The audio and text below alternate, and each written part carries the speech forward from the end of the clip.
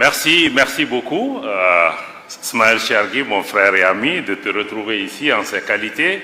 Et je me réjouis naturellement de l'honneur qui m'est fait d'être sur ce podium avec d'éminentes personnalités, dont notre doyen Koko Kofigo, qui a été un des pères qui ont quand même en tout cas dessiné le chemin des transitions que nous aurons bien voulu éviter sur notre continent.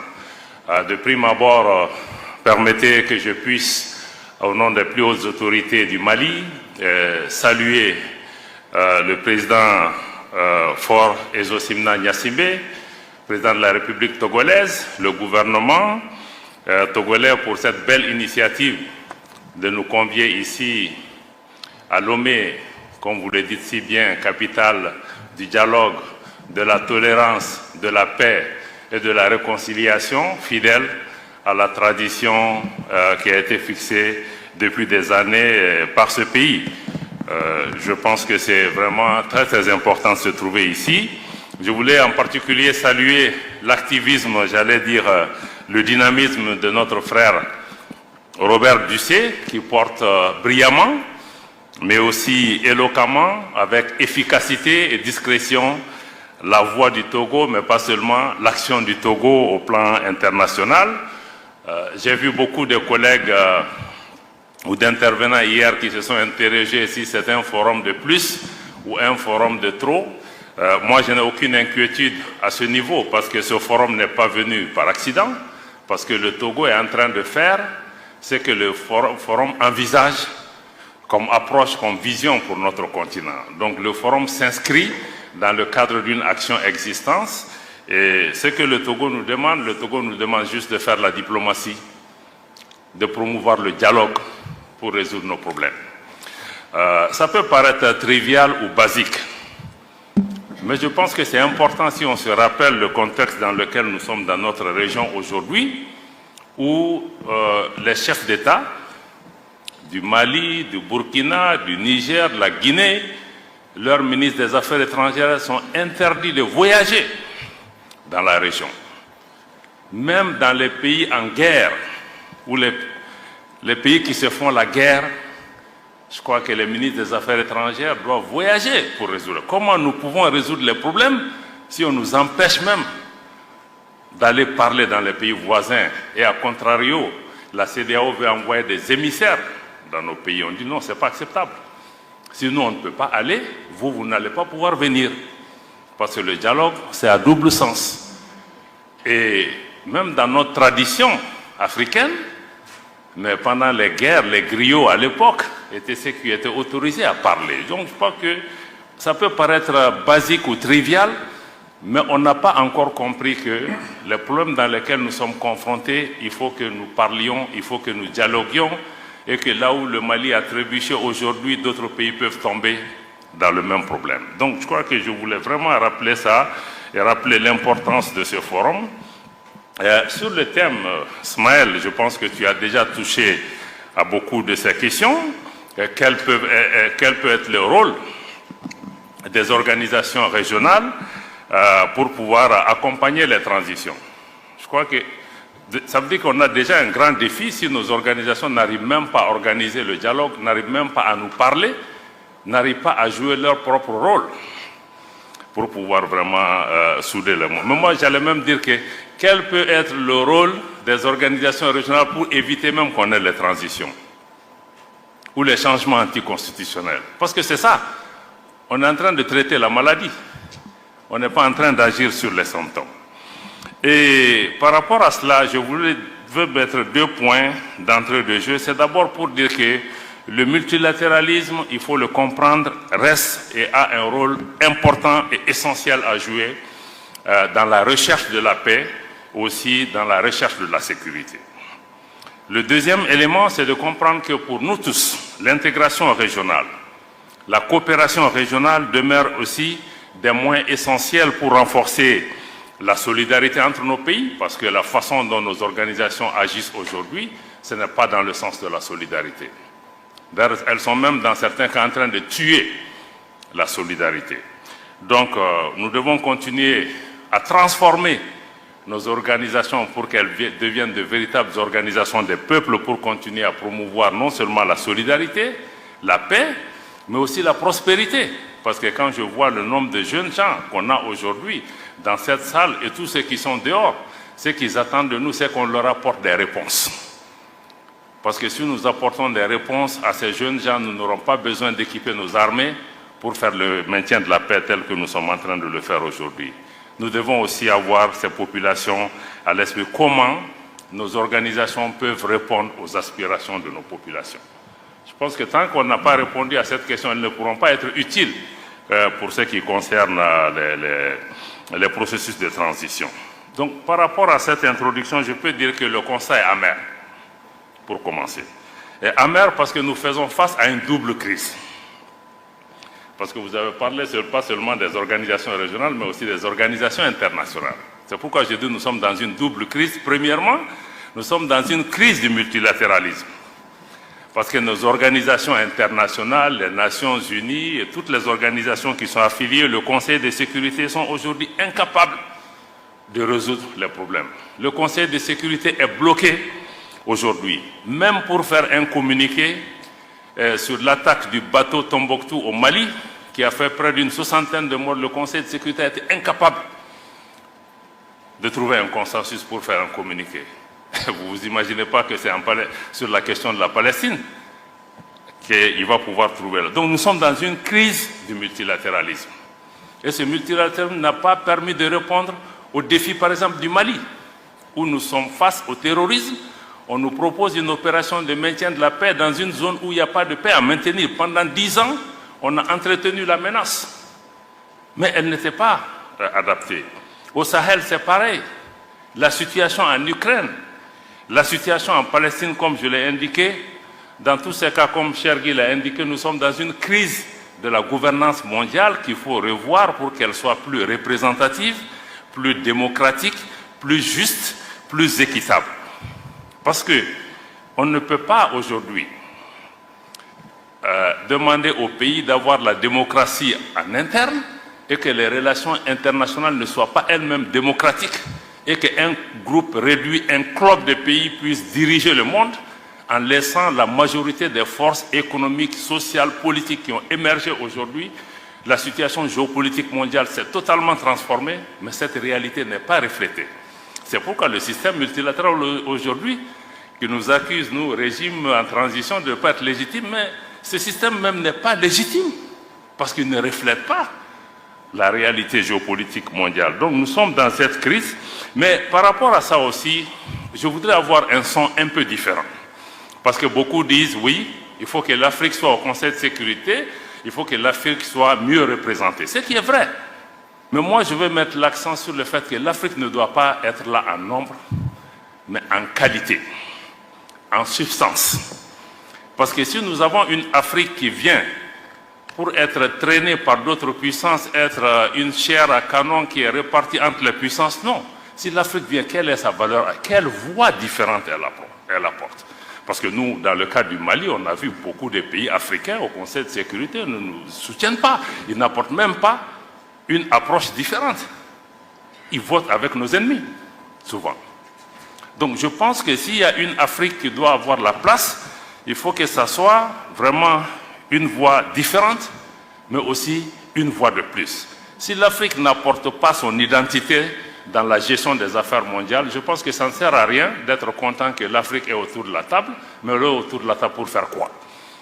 Si elle ne dit pas ce qu'elle doit dire, si elle ne parle pas au nom de nos populations, si elle ne dénonce pas, parce qu'aujourd'hui, certaines de nos organisations sont là pour perpétuer des systèmes néocoloniaux. Ce n'est pas acceptable.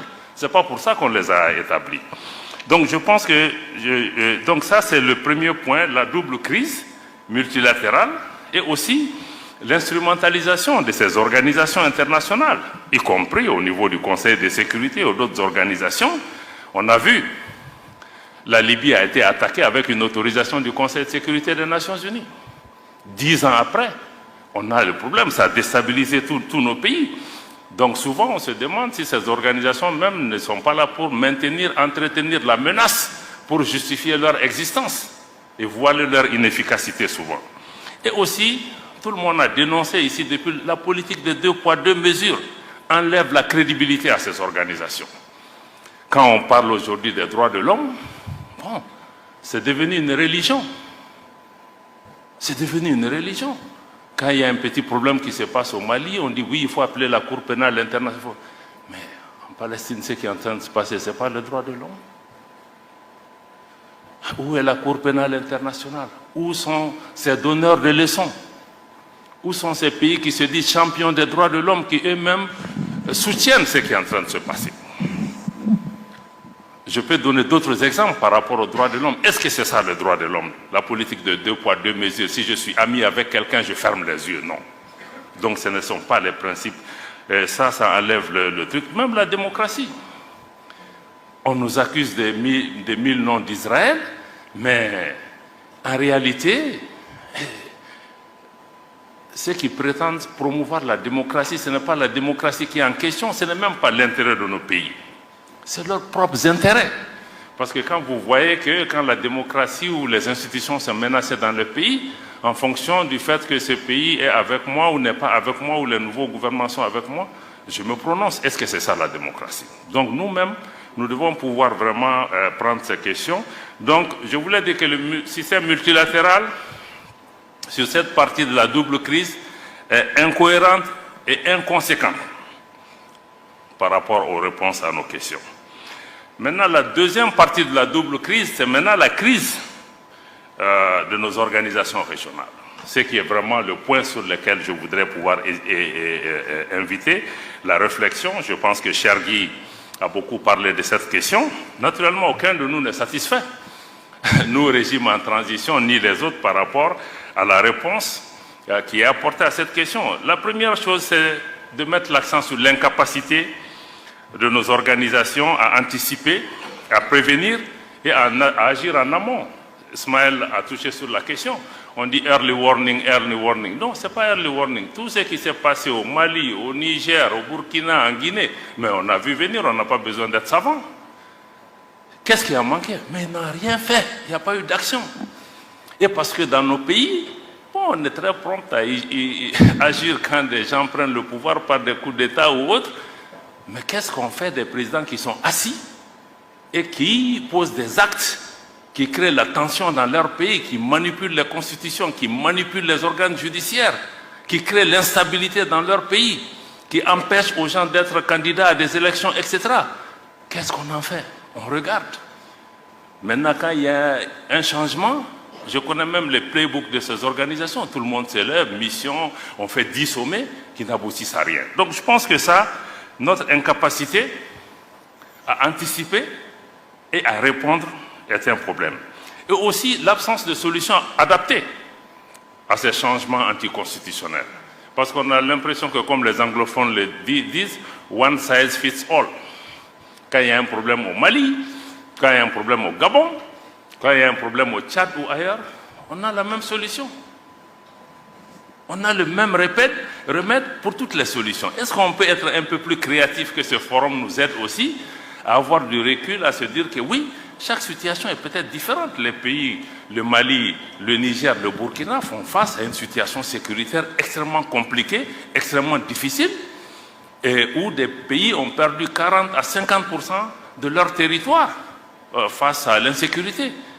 Mais qu'est-ce que ces organisations ont fait pendant ce temps? Le ministre, le général Toumba en a parlé ce matin. On n'a vu personne. La CEDEAO elle-même et même l'Union africaine, ils ont sous-traité cette responsabilité aux Nations Unies qui elles-mêmes n'étaient pas capables de répondre à cette question. Aujourd'hui, le Mali, le Burkina ou le Niger dépendent 25% de leurs ressources propres pour faire face à la lutte contre le terrorisme. Parce que, au Mali en particulier, l'exemple que je connais, les changements de pouvoir auxquels on a assisté, c'est surtout l'exaspération, la frustration de la population face à l'incapacité des pouvoirs politiques à répondre à cette situation. Donc si la CEDEAO et les autres organisations veulent aider, ils doivent d'abord fixer ce problème. On ne peut pas venir dire aux gens seulement organiser des élections ABCD. Même pour les élections, pour qu'elles soient inclusives, il faut que l'État soit présent sur l'ensemble de son territoire. Donc je pense que ça, il faut vraiment des solutions adaptées à chaque situation. Donc aussi comprendre que la peur ne peut pas constituer une politique. Je sais que dans beaucoup de pays, les gens ont peur, qu'il y ait contagion des coups d'État. Est-ce que cette peur a empêché que les choses se passent? Donc au-delà de la peur, moi je crois qu'il faut qu'on soit pragmatique. Comme le cas du Niger, on l'a indiqué. Ce qui s'est passé, il ne faut pas être devin, mais il faut engager les gens, il faut parler avec les gens pour trouver des solutions. Donc je pense qu'il faut vraiment ce pragmatisme-là qui est nécessaire. J'ai déjà parlé de l'absence de solidarité, mais aussi nos organisations doivent fondamentalement changer de logiciel. Il faut comprendre des pays comme le Mali, nous avons souscrit à toutes ces organisations. Nous savons que dans ces organisations, quand il y a un coup d'État, il y a changement anticonstitutionnel, les règles s'appliquent. Et les règles qui sont là, c'est la suspension des instances de ces organisations, conférence des chefs d'État, conseil des ministres, etc. Mais ce n'est pas l'ostracisme et l'exclusion. C'est pourquoi Lomé est importante par rapport à ça. Parce que dans certains cas, non seulement les pays sont sanctionnés, mais sont punis. Pas seulement punis, pas seulement les dirigeants, mais on punit toute une population, sans punition collective. Parce qu'on cherche le président, on cherche telle ou telle chose. Est-ce que le peuple nigérien mérite qu'on lui coupe l'électricité, l'eau, la nourriture, les médicaments? Par rapport à ce qu'est-ce qu'elle a à voir dedans? Donc moi je crois que vraiment... Et le plus grand problème aussi, c'est que... non, on va même au-delà de ça. On envisage une intervention militaire. C'est pourquoi le Mali, le Burkina, on a mis le pied tout de suite. Pour dire que si on attaque le Niger, parce que ce n'est pas la démocratie qu'on cherche à promouvoir, on cherche à avancer l'agenda d'une ancienne puissance coloniale qui a perdu pied et qui utilise nos organisations pour revenir. Ce n'est pas acceptable. Et nos organisations ne doivent pas constituer une menace pour nous et nos populations. Quand je vois la CEDEAO, je vois l'Union africaine, je vois la BCEAO, ça doit me rassurer. Mais aujourd'hui, ces organisations nous font peur à nos populations, constituent des menaces dans certains cas. Donc ça, c'est extrêmement important qu'il faut qu'elles changent leur logiciel pour sortir du mode punition-sanction, parce que si la sanction marchait, le Burkina a basculé quand le Mali était sous sanction. Le Niger a basculé, donc quelque part on doit s'arrêter comprendre, est-ce que le tout sanction, tout punition, ça marche?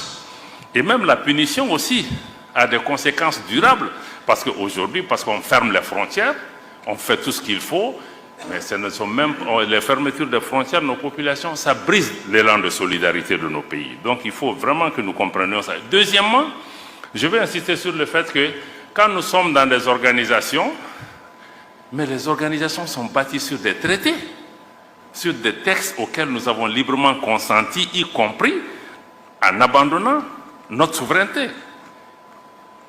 Mais dans beaucoup de ces organisations, à la CEDEAO, à l'UEMOA, les textes ne sont pas respectés. La fermeture des frontières, la mise sous embargo des pays n'est dans aucun texte de la CEDEAO. Je défie qui que ce soit de me sortir dans un texte de la CEDEAO où on a prévu la fermeture de frontières, de me sortir un texte du traité de l'UEMOA où on a prévu d'exclure un pays pour des considérations politiques, de me sortir le truc de le statut 4 de la Banque centrale des États de l'Afrique de l'Ouest interdit à la banque de recevoir des ordres de pouvoir politique pour pouvoir agir. Pourtant on ferme nos banques centrales. Donc, comment vous pouvez exiger l'état de droit au sein des pays et ne pas appliquer l'état de droit dans les organisations? Je crois que ça décrédibilise les organisations. Je vois que Chergui commence à bouger, peut-être que je dépasse mon temps. Donc, on est dans un paradoxe à ce niveau. Et l'autre question, je ne pourrais pas finir sans mettre l'accent aussi sur l'instrumentalisation de nos organisations. Je pense que j'ai parlé de ça plusieurs fois. On se comprend très bien. Ce n'est pas normal que les gens viennent parce qu'ils financent nos organisations pour pouvoir dicter leur agenda et utiliser notre organisation par rapport à leurs propres objectifs. J'ai expliqué à certains qu'au sommet de l'Union africaine, l'Union européenne par exemple, on ne nous voit pas. Mais pourquoi d'autres veulent venir dans nos débats, nous? On peut avoir un partenariat, mais dans le cadre du... Donc nos organisations sont instrumentalisées. Cette instrumentalisation conduit à la politique de 2 poids 2 mesures parce qu'on ne définit plus les choses en fonction de nos propres paramètres, mais parce que, bon, les autorités françaises sont contre le Mali. Ah, il faut les suivre parce que, bon, tel pays a une attitude bienséante. Donc, je crois que ça pose un problème de crédibilité de nos organisations. Et le G5 Sahel, c'est la même chose. Notre frère Era, Maman Sidikou, il était secrétaire exécutif du G5 Sahel. Le Mali est un pays fondateur du G5 Sahel. La France, qui n'est pas membre du G5 Sahel, dicte sa loi. Moi, je paye ma contribution. Un autre pays vient dire que le Mali ne peut pas assumer la présidence du G5 Sahel. Comme le disent nos amis ivoiriens, on est où là? Donc ça, ce sont des problèmes. Ce n'est pas qu'on imagine, mais c'est réel. Donc ceci nous amène à nous interroger sur la crédibilité. Aujourd'hui, la jeunesse africaine, j'ai entendu beaucoup de gens, nos populations se posent comment ces organisations sont perçues. Moi, je suis certain que ces puissances qui jouent ce jeu, leur objectif même, c'est de décrédibiliser nos organisations. Quand ils disent, ouais, on est derrière la CEDEAO, et vous prenez le micro souvent pour prédire, on a vu des ministres français, ou même le chef de l'État, prédire les conclusions des sommets de la CEDEAO sans qu'aucun responsable de l'organisation les rappelle à l'ordre. Donc, je pense que c'est ça. Bon, donc, je pense que par rapport à tout ça, qu'il y aura définitivement un impact sur l'intégration, la solidarité africaine si on ne prend pas des mesures. Pour des pays comme le Mali, on aurait pu continuer à protester, à agir, à faire des communiqués. Mais nous avons dit aussi que quelque part, il faut que nous apportons une alternative, une réponse géostratégique. C'est pourquoi on a décidé de mettre en place l'Alliance des États du Sahel, pour plusieurs raisons, parce qu'on ne veut pas une organisation qui soit téléguidée de l'extérieur. Deux, c'est que nous avons décidé que nous finançons cette organisation. Si vous voyez la charte, elle n'a pas prévu que nous recevons de l'argent de qui que ce soit. Pour être très clair. Donc, s'il y a des réponses sécuritaires, ça doit être des réponses sécuritaires à la hauteur de nos moyens. Et les moyens, nous en avons. Nous ne sommes pas aussi pauvres que ça, parce que c'est la géopolitique qui crée cette pauvreté et l'entretien. Donc, nous voulons aussi proposer une nouvelle approche de la solidarité et de l'intégration régionale. Chaque pays a une voix, pratiquement un droit de veto par rapport à tout ce qui se décide. Nous voulons aussi travailler pas seulement sur les questions sécuritaires à travers cette alliance militaire, mais aussi travailler sur les questions de développement, y compris les questions monétaires qui sont tabous aujourd'hui. Nous allons toucher à toutes les questions, comment notre organisation peut répondre aux attentes des populations du Liptako-Gourma. Ce qui est important aussi dans cette organisation, c'est qu'il y a une volonté populaire. Les populations, il y a une symbiose entre nos populations qui soutiennent cette initiative. Donc ça me semble être important. Donc en conclusion, et pour terminer, je pense que pour que nos organisations soient crédibles, il faut qu'elles soient elles-mêmes capables d'apporter les changements qui sont attendus par les populations. En premier lieu, il faut d'abord qu'elles remplissent leur vocation première, qui est de réaliser la solidarité africaine, l'intégration africaine. Et 60 ans après les indépendances, aucun de nous ne peut être fier du résultat de nos organisations en termes d'intégration. Aujourd'hui, si on ne prend que la libre circulation des personnes et des biens, les non-africains circulent plus librement en Afrique que nous-mêmes. Je ne parle pas des infrastructures, je ne parle pas d'autre chose. Je ne parle même pas du financement de nos organisations. Donc, je pense que on ne doit pas blâmer les autres. Est-ce que nous-mêmes, on a fait le travail qu'on devait faire pour que les autres nous respectent? Peut-être que si l'intégration on était même avancée, on a beaucoup de systèmes de coups d'État et autres qu'on n'aurait pas. Donc, je pense qu'il faut renforcer la solidarité. Mais il faut surtout des organisations où un leadership africain est affirmé et assumé. Parce que quand on parle de solution africaine, c'est qu'il faut un leadership africain. Et le leadership africain, c'est qu'il faut que les autres nous respectent. Il faut qu'on impose une respectabilité aux autres pays. Ce n'est pas parce que vous êtes des grands pays, vous êtes ceci, cela, que vous allez pouvoir venir. L'Afrique, ce n'est pas un pays. C'est des populations avec une tradition, une culture millénaire, avec leur fierté. Donc je pense que nos organisations doivent pouvoir se ressaisir. Chacun de nous dans nos organisations, travaillons à faire de nos organisations des organisations des peuples et non des organisations d'État ou de chefs d'État ou de groupes.